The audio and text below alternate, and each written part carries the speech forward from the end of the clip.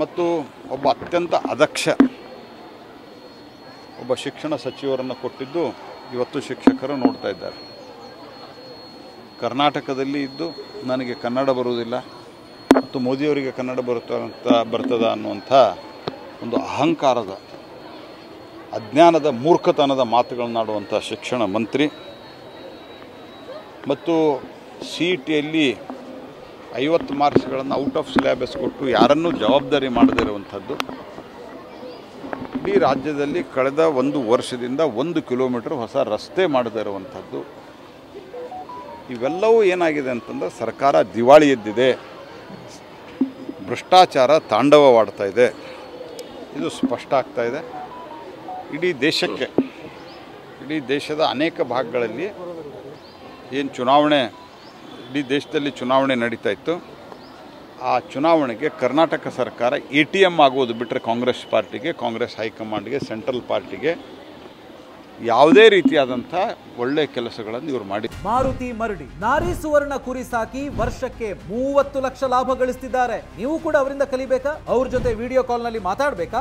ಈಗಲೇ freedom app download ಮಾಡಿ. ಇಲ್ಲ, they are only ATM to the entire Congress high command for the election.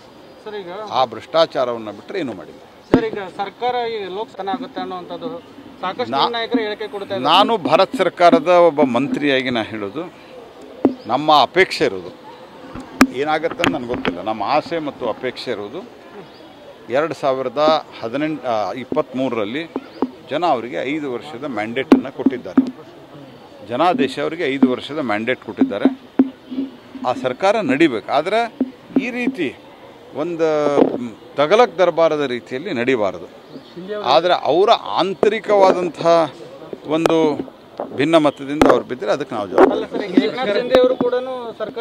Eknath Shinde ಅವರು ಯಾವ ಹಿನ್ನೆಲೆ? ಏಕನಾಥ್ ಶಿಂದೆ ಅವರಿಗೆ ನನಗೆ ಈಗ ಒಂದು 15-20 ದಿವಸದಿಂದ ಕೃಷ್ಣಾ ನದಿಯ, ಕೊಯ್ನಾ ನದಿಯ ನೀರನ್ನು ಬಿಡಬೇಕು, ಕೃಷ್ಣಾ ನದಿಗೆ ನೀರನ್ನು ಹರಿಸ್ಬೇಕು ಅನ್ನುವಂಥದ್ದು ಮಾತುಕತೆ ಆಗಿದ್ದು ಬಿಟ್ಟರೆ, ಮತ್ತು ದೇವೇಂದ್ರ ಫಡ್ನವೀಸ್ ಅವರಿಗೆ ಬೇರೆ ಯಾವ ವಿಷಯದಲ್ಲಿ ಮಾತುಕತೆ ಆಗಿಲ್ಲ. ಅವರು ಯಾವ ಆಧಾರದ ಮೇಲೆ ಏನು ಹೇಳಿದ್ದಾರೆ ಅಂತ ನನಗೆ ಗೊತ್ತಿಲ್ಲ. ಆದರೆ ನಾನು ಭಾರತ ಸರ್ಕಾರದ ಮಂತ್ರಿಯಾಗಿ ನಾನು ಒಂದು ಮಾತು ಹೇಳ್ತಾ ಇದ್ದೀನಿ, ಜನ ಅವರಿಗೆ 5 ವರ್ಷದ ಮ್ಯಾಂಡೇಟ್ ಕೊಟ್ಟಿದ್ದಾರೆ, ಅವರು ಸರಿಯಾಗಿ ನಡೆಸಬೇಕು.